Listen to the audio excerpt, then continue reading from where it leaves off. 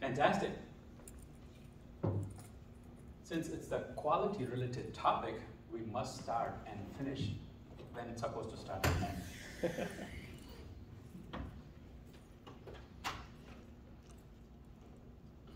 I am Jagdish Khaira, and you are here for eXtreme testing practices. Thanks to Scrum Alliance and the organizers of Global Scrum Gathering and all the reviewers who have given me this opportunity to be in front of you and talk about eXtreme testing practices, Bug-a-Thon, bug bashes, Ensemble testing, and more. Before you came on, did you hear about eXtreme testing? Some yes, some no. Okay. All right. Today, QA organizations have several challenges. Would you like to name a few so that I can write it down and we'll see if I can address those? I didn't know that you guys were thinking this is going to be interactive. So interactive that first question is, you tell me what you want to know. One issue we have is that the test team's work is very spiky because it occurs at the end of a release. Mm-hmm. I'll give you another one, which is I am curious about how best to transition to a test first or TDD model, because I've seen organizations try it and try to go all in, and there's often rejection from the developers to that approach. They find it overwhelming or resistance from developers. I'm sorry? Resistance from developers? Yeah, but I think that what I'm interested in number two, what I've often seen happen is what could be number three, which is resistance from developers to the approach, because they're like, this is so radically different. This isn't working for me. Anything else? My current client, there's a lot of interest in BDD, but they think it's a silver bullet to basically getting more cross-functional testing within the team. You had your name? Yeah, so for the TDD model, actually, I feel the resistance is more from the QA, because they are not in favor of writing the test cases before the development begins. They want to do it when the development is in progress, and once it is done, then they want to start testing. Yes. Mostly I see test teams very decoupled, and they have no clue what to test because they are decoupled. And developers says we don't test it, we are the testers. That kind of tags on to another one, which is quality is only the QA's team problem. Mm-hmm. Only the problem.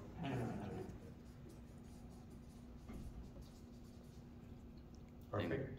Tied into that, so my organization, they've got more of a monolithic approach and kind of breaking QA apart from UAT and end-to-end testing. Okay. Anything else?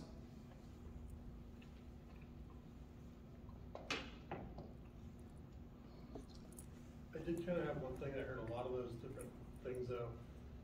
How often is the are there QA resources embedded in those agile development teams? Perfect.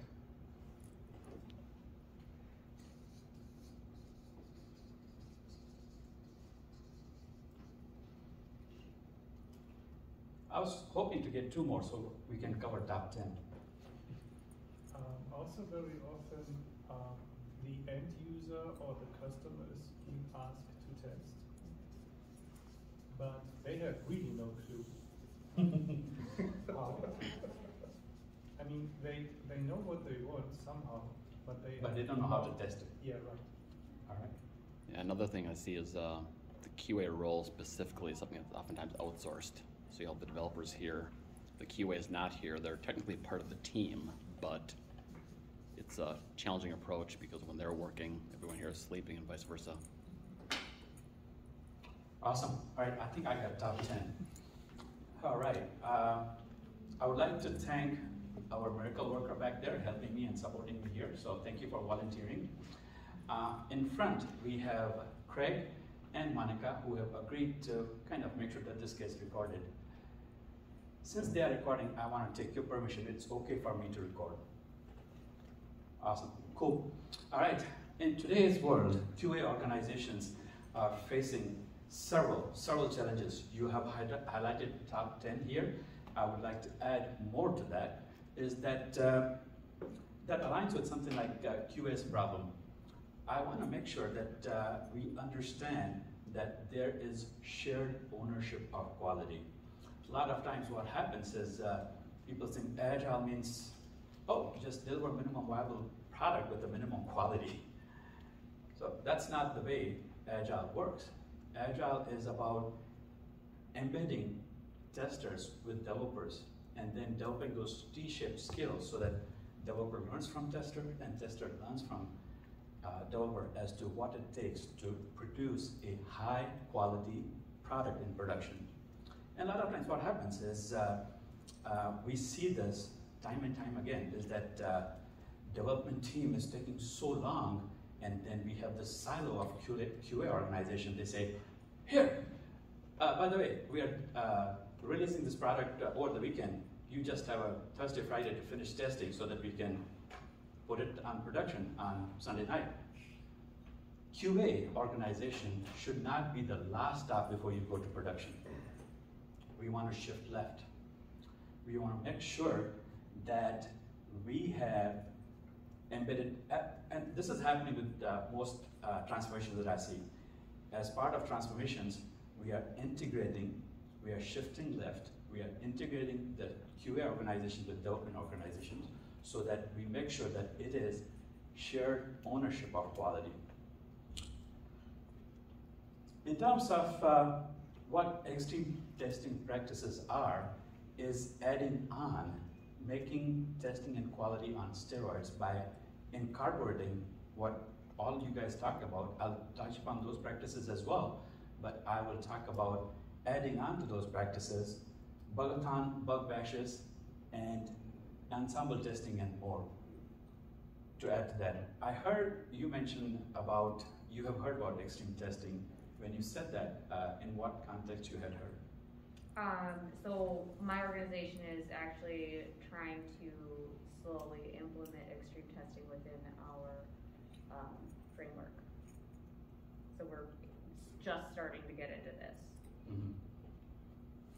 And you guys talk about Bug-a-Thons, bug bashes, or we something haven't else? yet. Okay, okay. It's more the ensemble testing. Ensemble testing. Fantastic. Cool. Great to hear. So what is eXtreme testing? What you will hear about is these three terms, and on top of that, there's more. So if time permitting, people who were in my session yesterday, we had so much content that we ran out of time. So I have readjusted some of the things here so that first I cover this and the more part after that. So depending on how we go, let's make this interactive and then see what I'm able to cover. By all means, you can always reach out to me. I have left my business cards on each of the tables. So if you have questions, if I'm not able to answer them today, you can reach out to me anytime. So what is eXtreme testing? If someone will ask you what it is, the way I introduce eXtreme testing is that if you recall, in 90s, we had XP, eXtreme programming, that changed the world of developers, that changed the world of programmers. eXtreme testing will change the world for QA engineers, or I would call it the way we test, the way we incorporate quality practices. People who were in my session yesterday, I touched upon one metric about quality was cyclomatic complexity. Cyclomatic complexity is one other challenge our QA organizations are facing, because we want to make sure that change is constant. How to make code maintainable, how to reduce the complexity in the code so that we can maintain and we can produce those changes in a faster manner. We create the solid quality code practices. So that is one of the other aspects we want to talk about in terms of quality. If I was to describe what eXtreme testing is, it's a quality advocacy. We want to make sure that it's not quality assurance, it's quality advocacy throughout the build cycle, which is automated build, design, build, test, improve cycle. And it could be still manual or it could be totally automated. So we want to talk about whether you have CI/CD pipelines.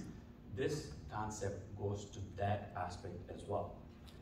In terms of what we want to talk about in terms of XT is Miracle Worker. Is there a way you can dim the light so this looks a little bit better? I will have to send a text and ask. Okay. Don't All right. worry, so That's all right. We want to make sure that our quality practices, they increase the effectiveness of testing. We want to make sure that we prevent bugs, not fix bugs, because we all know the earlier we find in the cycle of this design, build, test, and improve cycle, it costs less to fix things early. So preventing bugs is a key thing we want to focus on when we talk about eXtreme testing. We want to build in quality, and there are several ways. I'll touch upon those. We want to reduce the waste. We want to make sure that the quality is from end to end. We are not leaving any piece of code untraversed. That is a code coverage metric that I talked about yesterday, people who were in the metric session. It would help to understand how quality came into place. I wasn't born at that time, but in September of 1947, on 9th of September, this lady, Grace Hopper, was working with a team of other scientists in Harvard University. And she coined the term bug because she found a physical moth in the university computer. That made her famous because now everybody started talking about bugs. And 4 years later, the first book was introduced that talked about programming and quality aspect. So it's good to understand the theory behind what bug is, what quality is. Let's go fast forward. Initially, I heard someone said monolith, right? So because we were working with monolith architecture, it was clear that only a developer could do the testing for that particular code because it was monolith architecture. As we went into higher progression from monolith to distributed architecture, and then some of the XP practices as you guys are talking about, we started getting into this diversified way of testing. I heard BDD, TDD, those practices with the help from Ken Beck, Ron Jeffries in 90s, they became a little bit more prevalent. And in 1996, I think the first book was out on XP. That led to some of the other practices, pairing, because that's a better quality practice, and TDD, BDD, and some automation in the form of unit test automation. Quality was not a profession per se until these two boards came into place. Then they started talking about some certifications. ISTQB, which is the International Software Testing Qualification Board. They started in 2002 giving these certifications, and now by end of December 2021, they had administered more than 1 million tests. So it is very recent that this profession has become more accredited by these organizations, which are international. And that leads to where we are today. And I think it will go beyond today, is looking at these extreme testing practices. So in a nutshell, that is history of extreme testing. Any questions so far? All right, let's talk about some testing progression from traditional all the way to agile. The way we look at it is look at how this particular thing changes over time. The progression is when we first started testing in the traditional sense, we had unit tests of like a fraction of overall test harness, or whatever I can talk about. Then there was some focus more on integration aspect and eventually more on the front end, the GUI testing. That was a traditional model. Let's go forward, and then the pyramid becomes totally inverse. Now we are looking at more and more unit tests because we want to catch things and prevent bugs. So this progression went from traditional to agile, and this is how we are looking at nowadays. And we are adding more and more ways of testing, as you can see in this pyramid. Unit tests, business logic tests, because now we are not just focused on all custom development, we are also building on top of some things that we are seeing off the shelf. We are trying to integrate APIs, we are trying to include some of the cards-based products. We are going in a service-oriented microservices infrastructure or architecture. So we have to focus on all these different tests, which are integration tests, flow tests, end-to-end tests, and that's how the pyramid shifts from traditional to now. Let's look at some of the other testing that you guys talked about. And this is part of the more aspect. So I will be, based on the time permitting, talking about all these different quality practices from, let's go from top to bottom. From pairing to TDD, test first, exploratory testing, security testing, because DevSecOps is coming more and more in the mainstream work, code scanning for better maintainability, shift left, alpha beta testing, and then canary testing if you want to learn from some of the production deployments. So I'll talk about this. First, let's focus on the topic at hand, which is three things. If you were present in my session yesterday, I always talk about first why, what, how, and then success factors. So for each one of these, Bug-a-Thons, bug bashes, and Ensemble testing, I'll be covering in detail all those three topics first before we go to more aspect. All right, Bug-a-Thons. Bug-a-Thons, we should make it fun so that quality is always a boring topic, otherwise, right? So Bug-a-Thons is doing things jointly in terms of you want to have your system which is bug-free, but that's ideal. I mean, we always have certain aspect of quality aspect, right? We want to make sure that we have X number of quality. You heard from keynote today is that there was this Six Sigma, and that was all about saying checking the boxes. But truthfully, you want to make sure that the core functionality that we are building is maintainable and it is quality product. So in terms of, we want to make sure that we make Bug-a-Thons fun.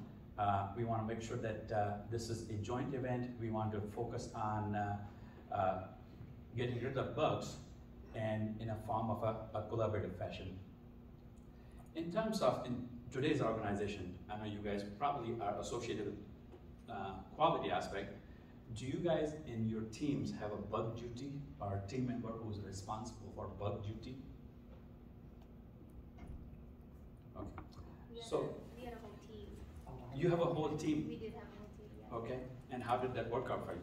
It was great. Yeah. So it wasn't. That's fantastic that you had the whole team.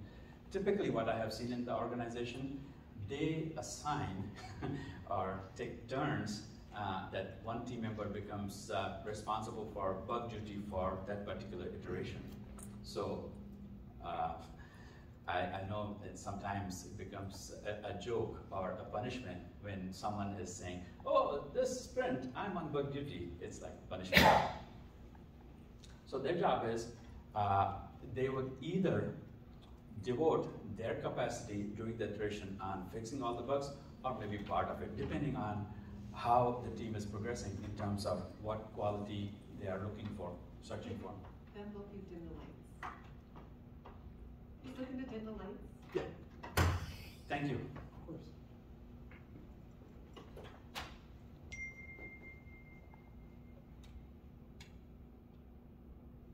Especially these ones. Yeah, that's good. If those will go off, sometimes they don't. Okay.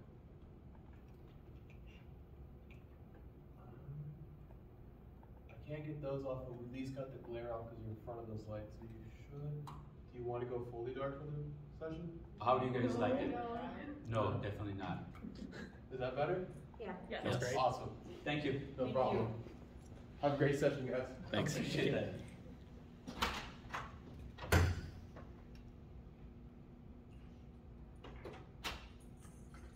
All right, so in terms of bug duty, so if you are seeing that, so typically in an iteration, there is certain capacity that is devoted to focusing on delivering new features, which I call innovative work, and some aspects are fixing bugs, because most teams that I see, they're doing both work. There is hardly any case where there is a QA team which is fully responsible. I see mix of work done by teams. So in case of Bug-a-Thon, when do you want to use the Bug-a-Thon is that when you see that the bug duty capacity is not enough to fix those bugs, and then your bugs are mounting up, the backlog of bugs or defects is out of control, and your product owner and product managers, they are coming to you saying, hey, when are you going to fix these, because this is becoming annoying. So that's what I call the bug duties capacity is not sufficient and your backlog of defects is out of control. That's when you should kind of conduct Bug-a-Thon. And how it is done. You want to make sure that Bug-a-Thon is a time box activity. Depending on how your backlog of defect is, you can decide what that time box look like for you guys. Then you want to focus on how much pressure you are getting from the product manager, product owner, is that they want more innovation work done or fix more bugs. So based on that, you will decide what capacity of team focuses on that Bug-a-Thon activity. And then obviously you should have a prioritized backlog of defect that you want to work on based on what your product manager, product owner tells you. So those are some of the considerations for Bug-a-Thon. In terms of success factors for Bug-a-Thon, what we want to focus on is that there is no rollover of user stories from iteration to iteration. So that should be one of the success factors. Otherwise, you will be facing a battle with your product owner, because they want you to make sure that you do the creative work that you have committed to do. Next thing is, Bug-a-Thon otherwise becomes boring, right? You want to have some kind of a theme, some kind of a gamification to the Bug-a-Thon. Make it fun. Maybe have some prizes. Make it a game format, and then have some incentives. Has anyone conducted Bug-a-Thons? Have any of you part of Bug-a-Thons? Okay, all right, that's fine. In terms of rewards, I have seen different types of rewards or gamification being done.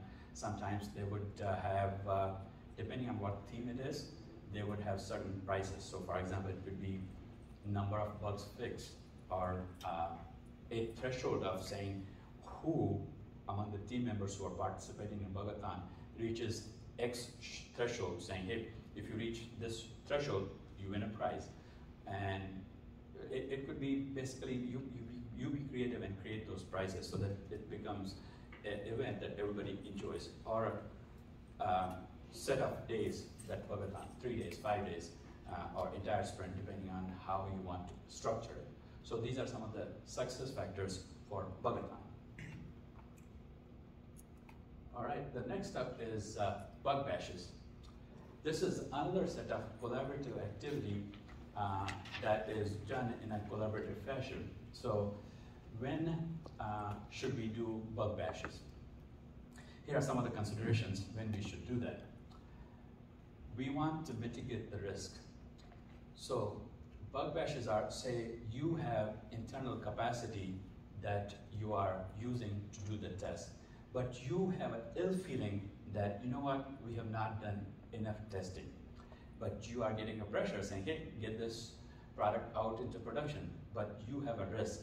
So you want to mitigate that risk by using bug bashes as one of the methods as a quality. As I said, you feel that even though you have some automated way of testing or doing the coverage of your test based on the test orders that you have written, you feel that you have not done enough testing, that's when you should consider bug bashes. Even though you have gone through multiple of these test coverage automated tests done, you feel still you are getting the incidents, the observation report that you see. I'm not going to use the tool names, but I know you guys use several tools. But when you see those observations or defects or incidents, you feel time and time again, you're still not getting enough better results. So that's when you should think about considering bug bashes.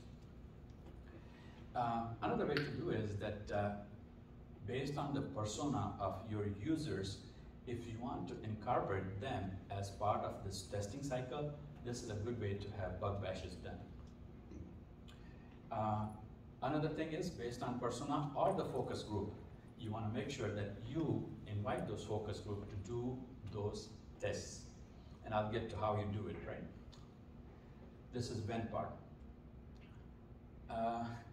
And potentially, you may discover some of the escape defects, right? So because you've not done enough coverage of the test, it's likely that you may uncover some defects which are escaped. What are the success factors for bug bashes? We want to make sure that you are clear on the outcomes that you want to achieve from a bug bash event. You have to communicate what are the outcomes. You have to make sure that now, because now this is going beyond your team, you want to make sure that your environment is stable. Otherwise, you're going to frustrate all the people who are coming to help you in the bug bash. You want to make sure that the environment is accessible. Should you happen to incorporate the team which is outside of your organization, they should be able to access easily. Otherwise, again, you're going to frustrate them and this will not be successful for you. You should have now because you're going from outside your team, you have to have a good, well-defined process on how to report the bugs and what are the processes that you want in order during the bug bash to do. How to do the flags, where to submit what your observation is so that it gets worked on by the team. You want to make sure that the test data is accurate because time and time we see this issue that there's no enough test data or the program fails because the test data is not following the data integrity that your system is looking for. So you want to make sure that your data is perfect. Other thing that we see is that if the data is potentially PHI or PII, you want to make sure that you de-identify the test data so that you are not breaking any laws or compliance issues. So keep that in mind. So we have covered Bug-a-Thons and bug bashes. Any questions, comments? Has anyone done bug bashes? Oh, yes. So we haven't done bug bashes, but we are recommending our customer success team to participate and find out, use the test cases or put their own test cases that customers use and do the testing. Is that something similar to bug bashes? Yeah, yeah. It's just still within your organization, right? Yes, yes. Yeah, absolutely. Okay. That's good. All right, because if you were to go beyond that, then it becomes an ensemble. Before I touch upon Ensemble, would you share anything from Ensemble that you guys have done? Like I said, we are still in our early stages in this. I think we've got currently one team that's doing the Ensemble testing. But I'm not on that team. Mm-hmm. So I've just heard, I guess, how things are going. It seems like it's going pretty well. I don't have many details. That's great. Thanks for sharing. All right. So when it comes to Ensemble, some of the things that you want to make sure is that you are incorporating people who are going to help you with quality and advocacy efforts.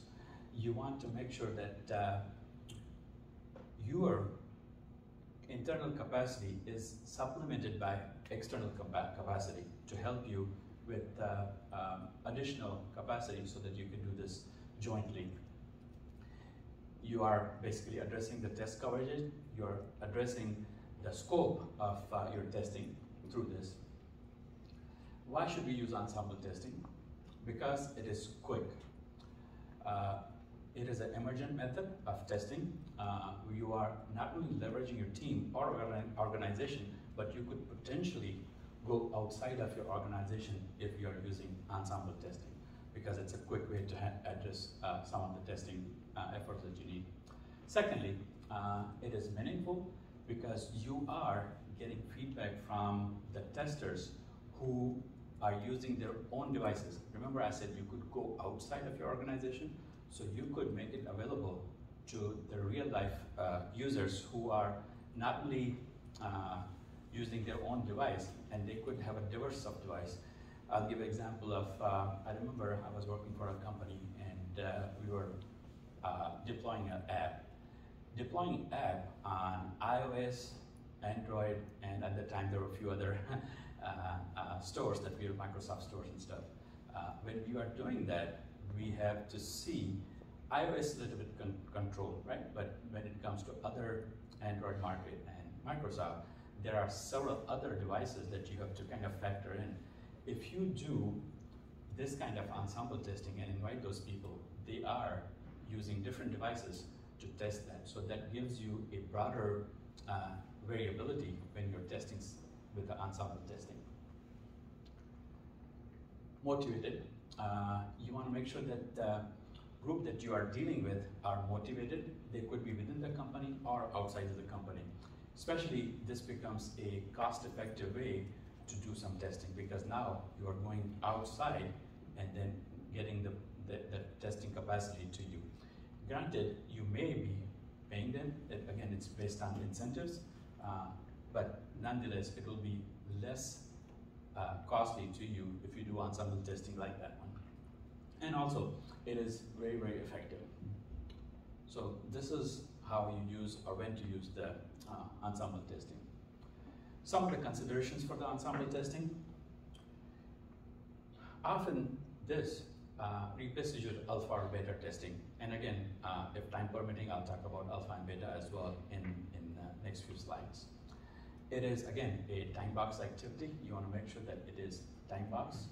And it is structured and organized so that we focus on certain aspect of the quality that you want tested in the ensemble testing events. You should be utilizing some scenarios, because now you are inviting folks which could be outside of your organization and they may not know about what this product is all about. So you want to make sure that you give them some well-defined testing scenarios. And this way you are basically expanding the coverage by identifying some of the new test cases. So those are some of the testing considerations. I have seen that based on what I said, because now you're going outside, it could be voluntary, that you could be reaching out to people who are voluntarily helping you, or they have some expectation, and that's how you want to set some compensation for them. So that way you are adding to your capacity. So those are some of the success factors here for Ensemble. Make sure your scenarios are identified that you want to reveal to potential people who are going to help you with testing. There's always, communication has to be always run real time. Should something happen, your environment become unstable, you want to communicate saying, hey, stop testing for X number of time box until we fix that. So that communication has to be communicated properly, real time. Again, the process is established as to what scenarios you're running, what bugs you might find, how to report the bugs, what is the triage system, and how we resolve that, and then test again. So those are some of them. All right, I'm seeing that we have only 5 minutes left. I want to cover the more part, but if there are any questions on the key topic, which is Bug-a-Thon, Bug Bash, and ensemble testing, I will answer those first before I get into the more part. Okay. So here is more. There's more. Okay. As we progress our journey in the quality advocacy area, here are some of the new things. Things still are on the cutting edge. People are still trying to incorporate that is artificial intelligence, AI, machine learning, ML, that type of test automation. That is something that we have to start looking toward, because we want to automate everything. So first and foremost is US test automation. I mean, we have seen there are a lot of robots that we can create that would help us with the interaction with the system. So that is US test automation. API test automation, I talked about that more and more we are getting into the microservices, we are getting into the COTS-based applications, we are getting into the third-party APIs.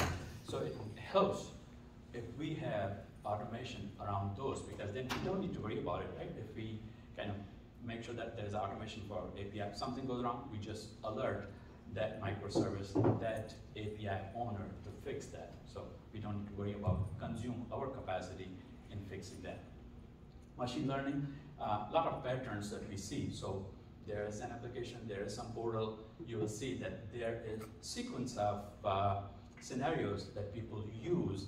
Those are the patterns. You could formulate those patterns and kind of mimic that in an automation fashion, so that that's how you do the machine learning, because machines learn those patterns and they are able to execute different scenarios in much faster phase if you automate those kind of pattern-based testing. And then bot-based testing. So that is another way. Again, once you have the patterns, you could train the bot saying, I am our potential user, our persona of user is going to do this sequence of activities to realize the value from that system. And that's how you create the bot tests. So those are new tests that are coming and becoming more and more prevalent in the QA area. And then I have several slides that I won't be able to get to it because I think the main topic I covered, which was extreme testing practices, Bug-a-Thon, bug bash, and quality testing, ensemble testing, and AI/ML as well. So here is the core piece of presentation. Are there any questions?